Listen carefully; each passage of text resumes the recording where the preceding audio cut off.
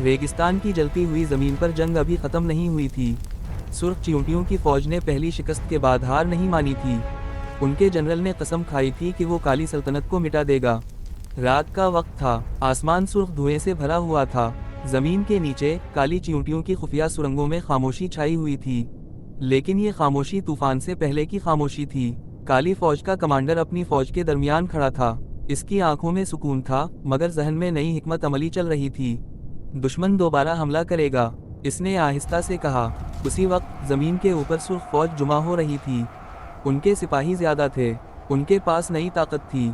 इन्होंने रेत के नीचे बारूदी सुरंगें बना दी थी। अचानक धमाका हुआ, रेत का तूफान उठा, जमीन हिल गई। काली फौज के कई सिपाही दब गए। सुर्ख जनरल ने चीखकर हुक्म दिया, आज फैसला होगा। काली फौज ने फौरन अपनी खुफिया सुरंगों से निकलकर घेराव कर लिया। ये वही मंसूबा था जो पहले दिन से तैयार था। अब जंग सामने से नहीं, चारों तरफ से हो रही थी।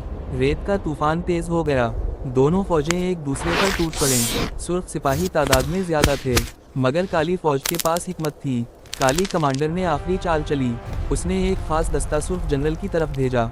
ये दस्ता खामोशी से पीछे से आया। सुर्ख जनरल को अंदाजा भी ना हुआ, और अचानक वो घेर लिया गया।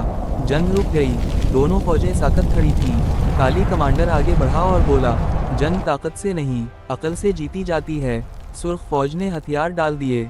रेत आहिस्ता आहिस्ता बैठ गई, आग के शोले मध्यम हो गए। रेगिस्तान पर अब खामोशी थी।